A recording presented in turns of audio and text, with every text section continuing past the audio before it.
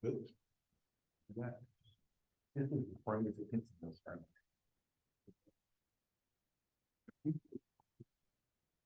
Okay, let's get started. Um,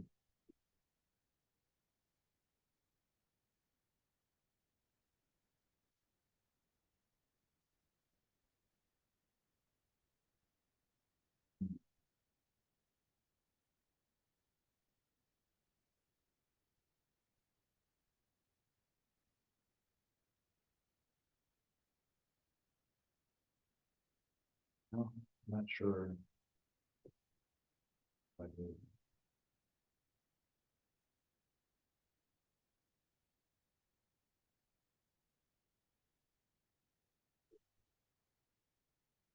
Here, just need to look at the schedule really quickly. We should see where we are. Okay, hopefully now Zoom and a lot of people can see here.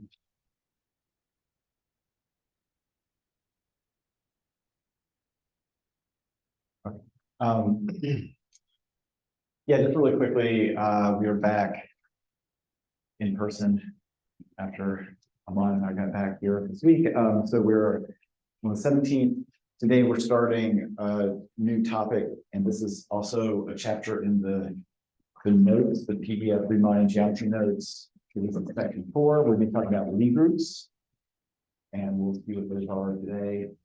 And this is the topic that will continue into Thursday, possibly longer, and it will come back later as we talk about. I'll kind of briefly touch on what a group action is and why it's important. This is a pretty somewhat hot topic in deep learning these days. It's group actions and neural networks that are equivariant or invariant under certain group actions, which we'll talk a little bit about. So for the reading this week, it's basically the geometry notes section 4. You'll see this extra sort of set of notes here, which are semi-optional, meaning you won't be tested on whether you know how to parallel park or anything, or what it has to do with Lie algebras, but it's a good, interesting thing to think about why parallel parking works. It turns out it's due to the math that we're talking about this week, which is Lie groups and Lie algebras. So yeah, so that's the reading for this week. The other thing to point out is just keep people aware, a reminder that the project proposal is due a week from today. As usual, 1 minute before midnight, I'll put a place to upload it onto Canvas, just like the homeworks. And maybe since it's been a while since we talked about it a week and a half ago, just you really can keep it very simple. It's not meant to be, and the grading and all this is just like you turned it in, and it's a real attempt at a proposal, not so it's kind of binary. It's either done or not done, and it's going to be wrapped into the grade of your final project. But the main thing to do is make sure you figure out who your team is as quickly as possible. A couple of people have emailed me, I think, that are still looking for a team. If you are still looking for a team, email me ASAP, like early this week, the next day or so. And we can facilitate teaming people up if you've had any luck on. I know someone on Piazza trying to get a team. And again, we will allow exceptions. So there can be solo projects if, for whatever reason, you're working remotely and can't meet with people, or I don't know, you have a project idea that has data that only you have access to. So anything that you have a legitimate cause to have solo projects, it can't be, I just don't want to work with someone. That's not a valid reason, but we will take exceptions in some cases if you have them. But yeah, then just give us your basic plan and let, less than, it should be less than a page, really. This shouldn't be a big document. And what do you plan to do, and what data are you going to use, and any citations to stuff that you've looked up so far, and then how your who are your team members, and how are they you're going to break up the work amongst your team members. That's basically what we're looking for. And it's really just to make sure you've started thinking about it, and we can give you feedback. We can give you feedback before you submit the proposal. If you want to come to my office hours, for instance, tomorrow, or talk to me after class about what your current idea is, I'm happy to chat about it before you do the proposal as well. Okay, any questions on schedule here or proposal? Okay. All right, I think that's all I need the screen for then. There's no questions.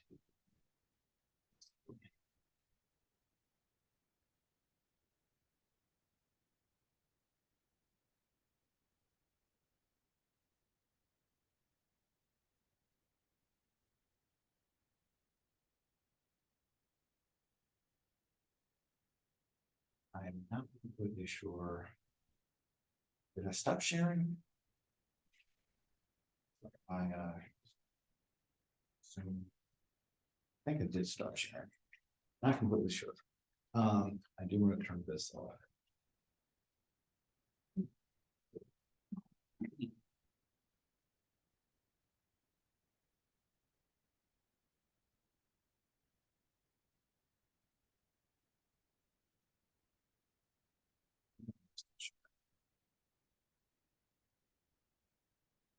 Where are my controls?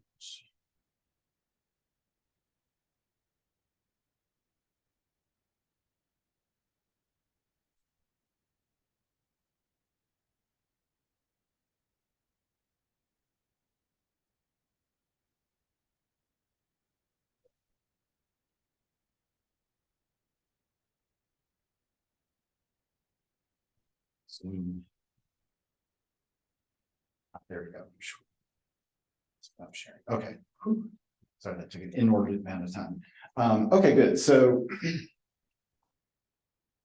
right. So as I said today, my screen is going. We're talking about something called Lie groups.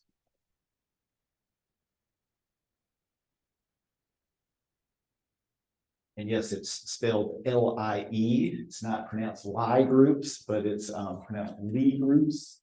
And Lie is a person's name. Sophus Lie was a mathematician who sort of did some of the foundational work that gave us Lie groups. Therefore, that's the name. Okay, so just to review where we've gotten in terms of the math so far in this class is we've talked about topology. So we talk about topologically, what does it mean to be a space with continuity? This notion of continuity that gave us topology structures on top of sets. From topology, we went to what's a manifold, right? And a manifold essentially boils down to it's a topological space that has locally equivalents. It has local equivalents, homeomorphic, we say, to Euclidean space. And meaning if you're kind of local in the manifold, as far as you can tell, you're in Euclidean space. And so that gave us some things from Euclidean space. But then the next thing we did was on that topological space, which manifold, we added calculus, right? So we got differentiability. So we went from kind of what's a set to what's continuous, that's where you have topology, and then from what's continuous to what is differentiable, or what is calculus, derivatives, and things like that. And that's where we ended up with differentiable manifolds. And then finally, the last piece of mathematical structure we added to our spaces is distances. Riemannian geometry gives us the notion of shortest paths, geodesic curves on our manifolds. And we can talk about what's the distance to travel from one point to another, the shortest paths. And so that's all the structure we kind of added layer by layer. And Lie groups is going to build yet another structure, which you may not realize we're missing, but we'll see that now we're going to add an algebraic structure to our spaces, to our manifolds. That's what gives us a Lie group. Okay, so that's kind of the high level from a mathematical perspective. We're going to add algebra. Okay, so think about matrices. If you think about what you can do with matrices, so they are a vector space, right? But think about how I can multiply matrices together. This is a group, the structure of a group, and you have this binary operation. We'll talk about the rules in a minute, but matrices are an example we'll see of matrix groups, right? The main example is Lie groups. So mathematically, that's what we're doing. Now, what are we doing in terms of data analysis, machine learning? I'll give a little bit of a motivation for some examples of where Lie groups come in, and this comes in specifically in what's called a group action. And so let's take the following example. Let's just talk about rotation. And this could be rotations in 2D or in 3D, depending on what kind of data we're working with. Like if you have 2D images, you can think of two-dimensional rotations of the image. Okay, but you can also think of 3D objects and having 3D rotations. So we've talked about these groups before. SO2, the special orthogonal group in 2 dimensions. These are 2x2 matrices that look like rotations. And SO3 would be the 3-dimensional rotations. These are the standard rotations we would be interested in for most data. We're talking about either 2-dimensional or 3-dimensional objects. For instance, coming back to the shape examples like Kendall shape space, we were trying to remove the effects of SO2, the rotation group, on our point sets, and think about the geometry that's invariant rotation. So we've already kind of seen SO2 in that context. Yeah, so let's think about rotations. Now our data may not be rotations, but we might be interested in our data being rotated. So in shapes, we were interested in our data being rotated, but this also comes up in images, of course. If I give you an image of a person's face, right, and I want a classifier of the neural network that maybe classifies, oh, this is Aman, this is a picture of Aman, let's say. Well, if Aman were to tilt his head, rotate his head slightly, we'd still want our neural network to identify that that's Aman and not fooled just because he rotated his head, right? So this is the concept of invariance under a particular group of a neural network. So we want our neural network, its decision in this case it's a classification decision or detection, if you will, if it's a face detector. We want it to be invariant, and we want the same answer regardless of how I rotate this image. Okay, so the actual rotation, you know, let's say there's an R, like a rotation matrix, a 2x2 rotation matrix that takes me from this image to this image. The rotation being applied to this image, it takes an image's input and it outputs an image's its output, and this R operation is what we would call the group action. So as we'll learn today, the space of all rotations form algebraically what's called a group, just under matrix multiplication. And so that's where the group comes from, and then it's acting on a data point to produce a different data point, as you would imagine how it would by rotating the image here. Okay. So this is where some of the terminology like invariance of some machine learning model under group actions. That's where this kind of terminology comes from, or what it means, we should say. And this is kind of the motivation for why we want to look at Lie groups. We would like our neural networks to be invariant. The image example is pretty clear. We want it to be invariant to certain groups. I'll mention, all the other examples that we had in shape are also groups. So we talked about translation. In shape, we want it to be invariant to translation, and then also scale.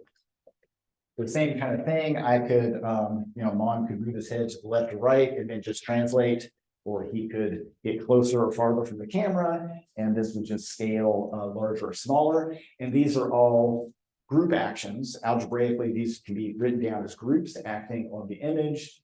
And again, if I have a neural network, and you can think of anything, like I'm trying to do handwritten digits, I'm trying to read someone's handwriting. If they write kind of sideways or they write bigger or smaller, again, I want to be invariant to these types of transformations. So this is the kind of idea of group invariance of your machine learning models. Okay, so that's the motivation why we're doing all this. And you'll know why parallel parking works by the end of this module, if you will. Okay, and the Lie groups come up in a lot of different contexts beyond even just machine learning. I'll mention a few more that come up in machine learning. So rotations and translations are also in control theory. So if I want to control a robot or control like a self-driving car, it's all about turning steering wheels, pushing the accelerator, letting off the accelerator. These are all like rotations and translations and things like that. And robots, their joints moving on a robot are also some forms of rotations. It comes up in things like molecular analysis of molecules like proteins and folding of how proteins can configure. That's all like a series of rotations of things. And lots of other examples as well. Lie groups come up. Okay, so these are some of the motivating points for why we want to learn about Lie groups here. And as we'll see, it's geometry, but it's also algebra. So it's geometry that we've already seen, the manifold geometry, but it's going to add algebra. And there's this very beautiful kind of interplay between the algebra and the geometry when you put them together and make them work nicely. And that's what this Lie group kind of math is all about. Okay, any questions about what we're doing just from a high level? Okay. Yeah, sorry, I meant one other logistic thing I meant to mention was that we're supposed to have a visit at the end of class, the last half hour, from the Center for Teaching Excellence, I believe. Is this correct? So that's what the people that are here at UVA that support Aman co-teaching the class. So they're going to come in supposedly, or no one here is already the representative. I don't think they're here yet, right? So yeah, they're going to come in at 2:45 is the point. We'll see if that happens. If it happens, I'll stop talking. If it doesn't happen, I may be out of stuff to say anyway, so I'll stop talking at 2:45. We'll see. If it doesn't happen, I'll try to keep going, but we'll see what happens. I've got 45 minutes-ish of lecture, but I can ramble on forever if I have to. So yeah, so just a note that someone else will come in at 2:45 supposedly, and I think I'm leaving at that point. I think they want to talk to you to get your candid opinions of the course. Please stay around and participate. I think that's the plan. Okay, right. So yeah, so Lie groups. So what is a Lie group? First of all, we need to talk about what is a group. This is just pure algebra at this point. How many people have done like group theory in terms of like the algebra, abstract algebra? Okay, so only one person. That's maybe 1.5, 2.5 people. Okay. That's sorry, Kansas half person. Yeah, so yeah, that's the usual. Not many people in engineering, at least. I mean, if you took like more like math, sort of more formal abstract math, you do this stuff, but not so much in engineering. Although you do it, you just don't realize, like when you're doing linear algebra and you're doing matrices, you're really doing an example of groups. But this is more abstracting it typically that you get in math. Okay, so yeah, let's talk about what is a group. And I need to cheat with my notes just to make sure I don't miss any of the rules here, the axioms. Right, so this is a definition of what it means to be a group. A group. And again, group is obviously an overloaded word. We use the word group for just a group of people or something like that. But this is in the mathematical abstract algebra kind of sense. What is a group? A group is a set. We typically will use the letter capital G for our groups, kind of like capital X is a set or capital, M is a manifold. Usually capital G is the default letter for group. It's a set G with a binary operation.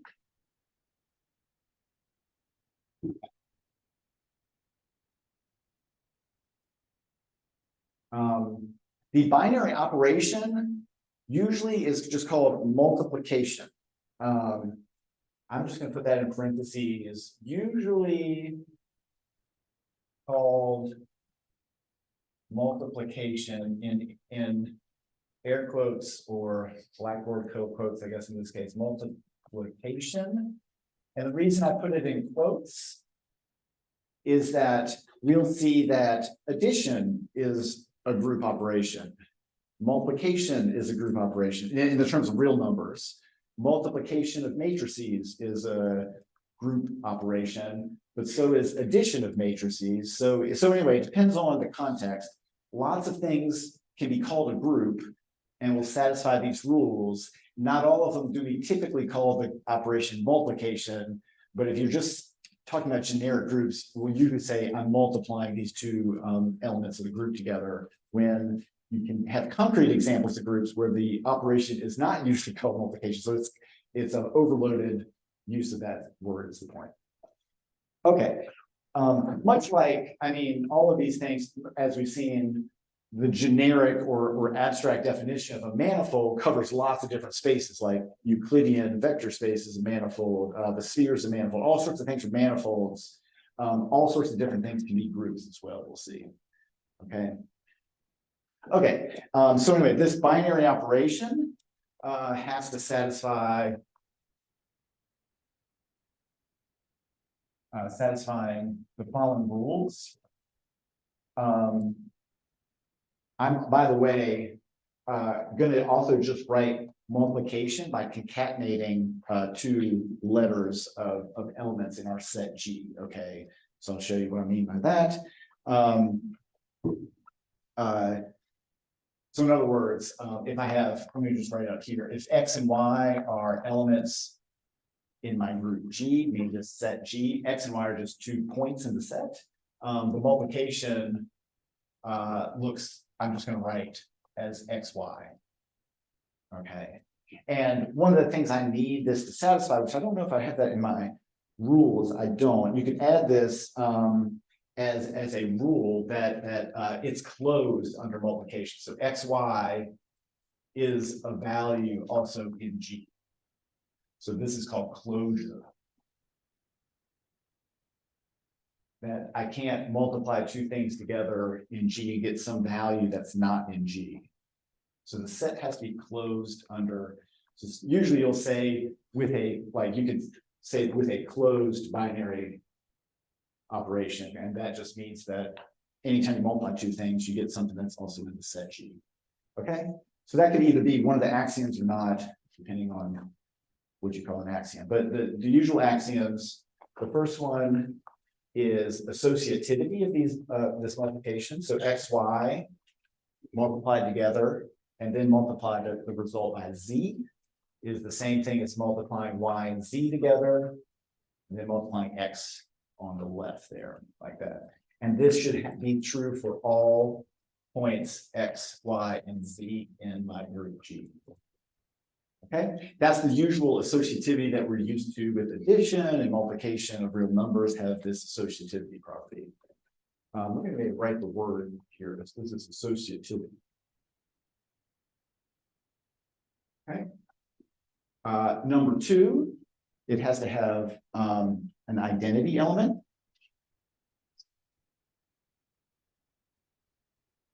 So there exists an identity.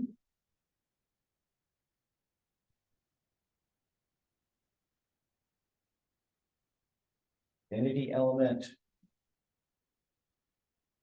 usually denoted E, lowercase e, in the set, such that what it means to be an identity element is that XE equals EX equals X. And again, this is for all X in my group G. Okay, so identity element. And again, this is what we're used to, like 1 is the identity under usual real number multiplication. I multiply any number by 1, I get the same number back. The identity matrix is what we get in matrix algebras, and so forth. So we'll do some examples here in a minute, but that's identity element. And then the last one is inverses. So again, I'll just write it as for all X in my group.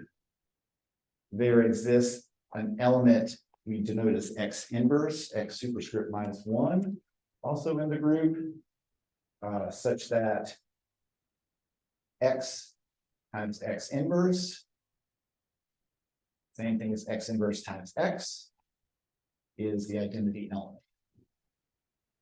Okay, so this means that this multiplication has an inverse that I can always get back to the identity element by multiplying any element X by its inverse element. And again, you're used to seeing this in usual algebra being algebra of real numbers and the multiplication X divided by X. So X inverse is just 1 over X in multiplication of real numbers. And of course, you can't include 0, as you can probably understand why, because this would blow up. Okay. Any questions about these rules so far? Yeah. So my question is, X, Y, Z from the G, there can be represented as the matrix, because if so, the first rule, the associative is not applied for the matrix, right? I think you're thinking of commutativity. X, Y, Y, X is not the same, but this is the case if you have matrices. If X, Y, and Z were 3 matrices that are, we'll see in just a minute, like G would, for us, will have to be non-singular square matrices. Remember, if you remember, we talked about GLN, this is the general linear group, n by n matrices, that does count as a group. And the invertibility, the non-singularity is important for part 3, because I need an inverse for any of the matrix, be able to invert the matrix. But matrix multiplication is associative. So if I multiply 2 matrices together and then a third matrix, it's the same thing as doing the second and third matrix first. As long as I keep the order XYZ the same, you can do this with matrices. It doesn't matter which ones you technically do the matrix pairwise multiplication first. Now, what I will say is that there is a axiom not here, which is the following. This is not necessarily not necessary, is commutativity. Okay, so this is not true for matrices in general. Like 2 matrices don't necessarily commute. X times Y does not necessarily equal Y times X. So this would be, you can have groups that do satisfy this, but it's not a rule you have to satisfy to be a group. So this, if this does, you would have, if this is satisfied, this would be something called an abelian or commutative group, when you can flip the order of multiplication. And yeah, it doesn't hold for matrices, which we'll see our group here. Okay. So that's a group. Let's just do a few examples, and I've kind of mentioned them out loud already, but it helps to kind of write them down. And I'll do this really quickly, since I think I have to stop in 13 minutes. But you can. It's very simple to check all these rules because we're very familiar with the examples I'm going to show here. And I'll hand wave at that yes, they set aside these rules, but you can go back and more, carefully check them after class. So some examples.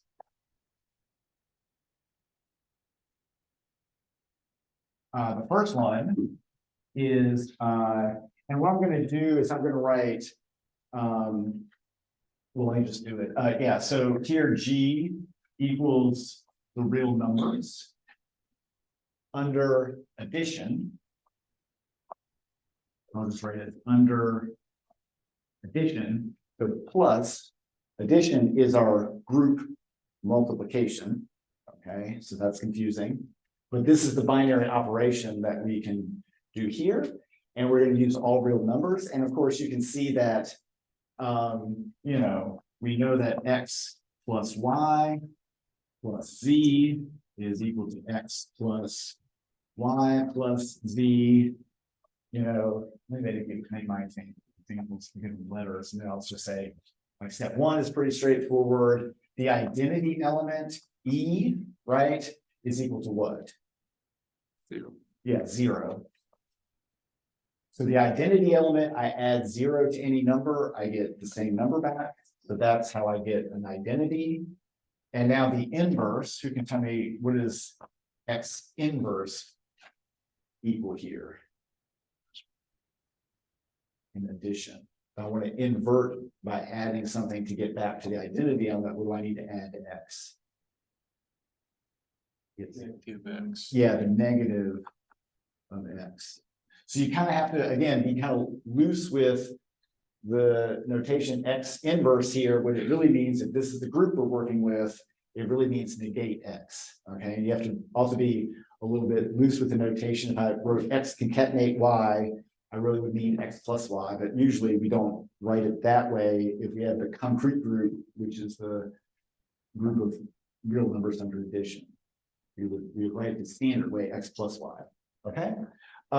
Second example, very simply, is just to extend to a vector space of d dimensions of your R, a real vector space of d dimensions.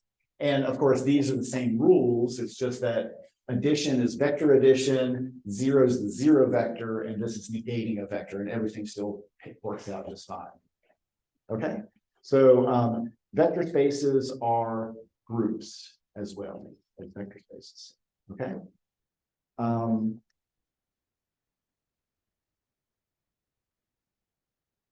Leave up our lead group in the middle there. The next example will be the real numbers, but now only talking about the real numbers greater than 0. Strictly greater than 0. Okay. And the operation is going to be multiplication without air quotes, actual multiplication of numbers. So I'm going to write it as x for the times operations. But yeah, we usually write it as concatenation, again, like we usually do in standard algebra with real number kind of variables. And so we know that, I can just rewrite that equation, xyz is xyz. That is true for multiplication. Now so I'll just write a check there. Number 2, the identity element now, I need to multiply by what? The identity, real number multiplication. What number do I multiply to be? It's the same. X times what gives me x. Thank you. Yeah, so identity is 1, just the number 1. And now inverse of an element is what? To invert multiplication by x, I need to do what? 1 over x, divide by x to get back wherever that is, right? So now x inverse times x, we'll just get 1 back. Okay.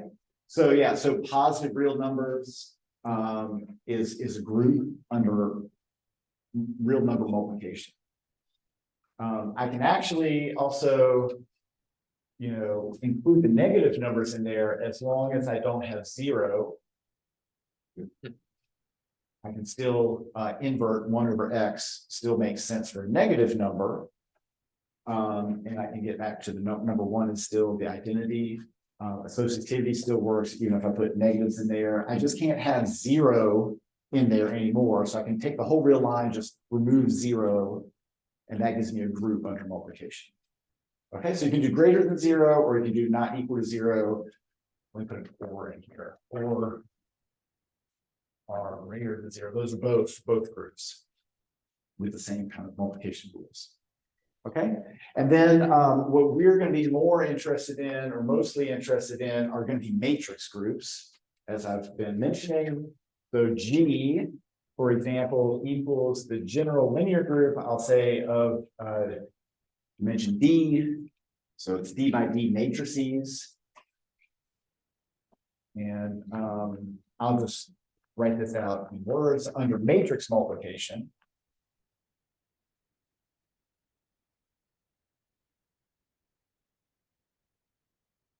And as we just mentioned, matrix multiplication is associative.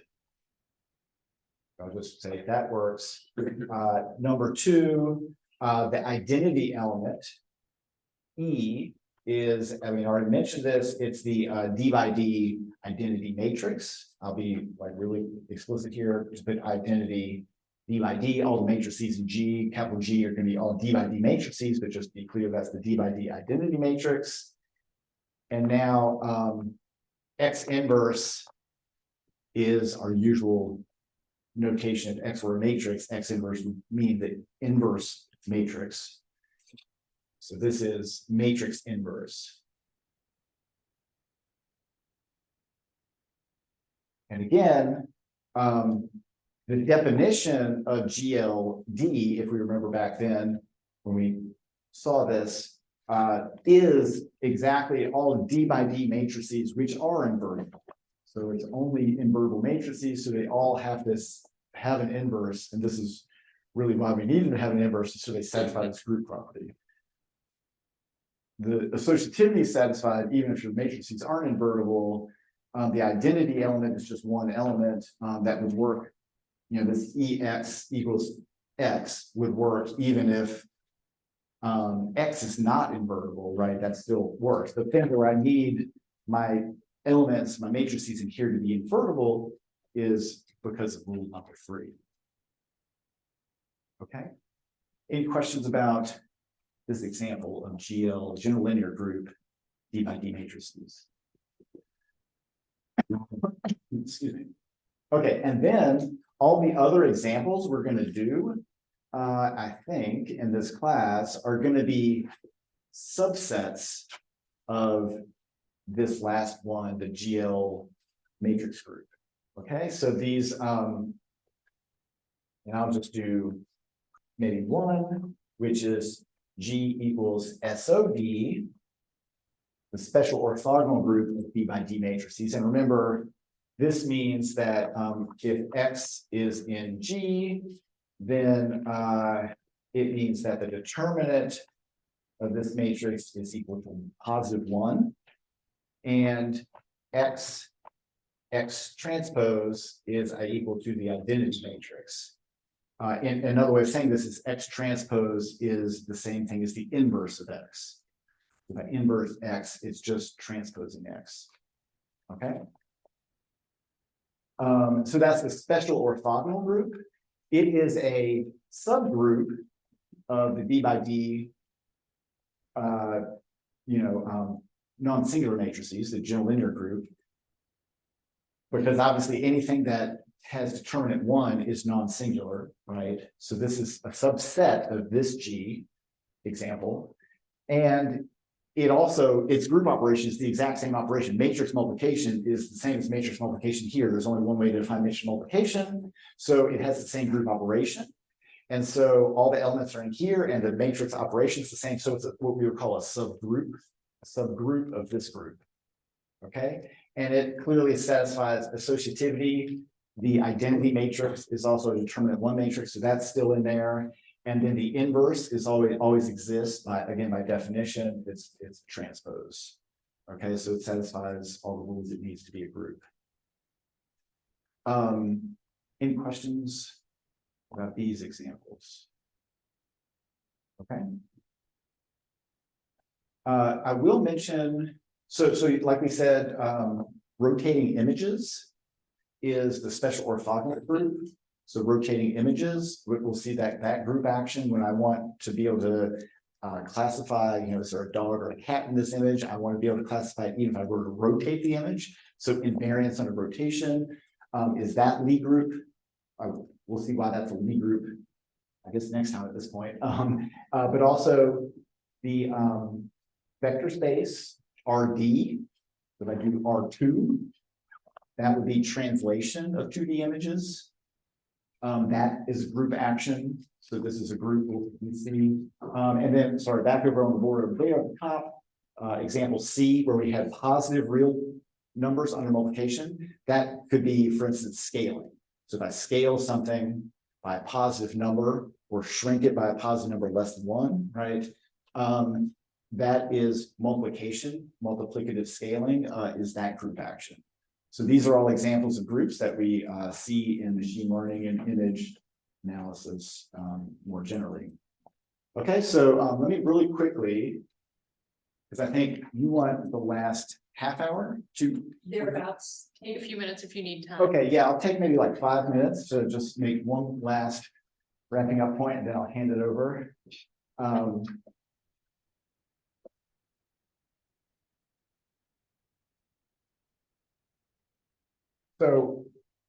So to come back around to the theme of the course, which is geometry, all of this so far has been algebra. What does it mean to be a Lie group? I'll just write down the definition, and then on Thursday, we'll kind of dig into some of these examples and some of the implications of what this is going to do. Sorry, the the definition cameras. is that a Lie group is a group G that is also a manifold. So it has to have these algebraic properties we just went over here in the middle board. But it also has to have all of the differentiability. Is a differentiable manifold. I caught myself as I said the word differentiability. It is a differentiable manifold.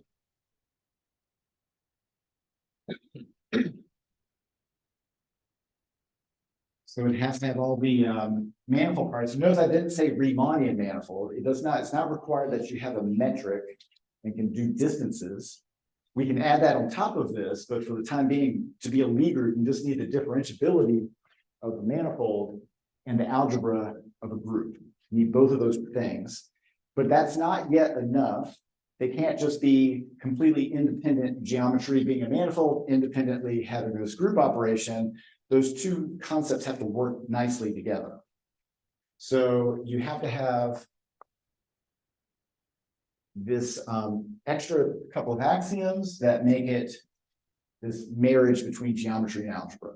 Okay, so the multiplication, meaning this binary operation, multiplication is a smooth mapping.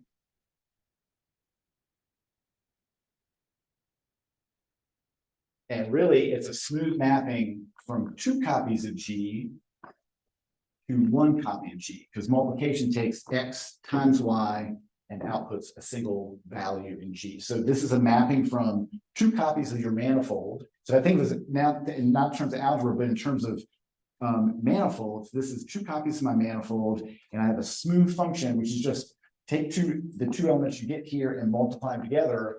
That function should be a smooth mapping from this 2 copies of this manifold to this 1 copy of the manifold. And then second, the other algebraic thing I can do here in a group is invert. I can multiply and I can invert. So the inverse should also be a smooth mapping in terms of mapping semantics. So inversion is a smooth mapping.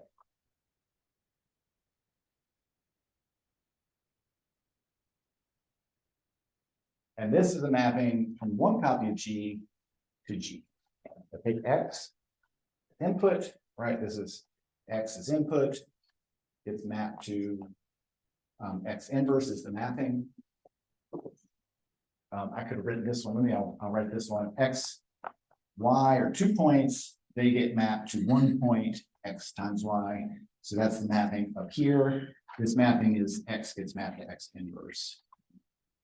Okay. And so that's really it for defining what does it mean to be a Lie group, is that I'm a group, I'm a manifold, and being a group and being a manifold play nicely with each other in the sense that the group operations, multiplication and inverse, also are differentiable or smooth mappings of manifolds.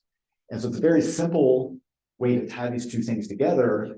What we're going to see is, like I said, it creates this very beautiful kind of mathematics of the interplay between geometry and algebra, and it's extremely useful in machine learning if you want models that have, geometric understanding of things like images or shapes. You need to understand being invariant under certain groups. Okay, so that's all I have. Any questions before I turn it over to the CTE person up here? Yeah. No questions. Okay, great.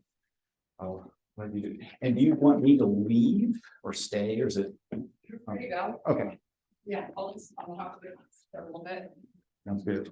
And there's one person on Zoom. Do you want the microphone to stay on Zoom, or I don't know, or should We'll be we discussing in close? groups, so Zoom? I think it'll be tricky to participate Okay. over Zoom. Okay, Um, so sorry, Shantanu, we're probably gonna, or maybe you're lucky to get out of here. 15 minutes. have fun.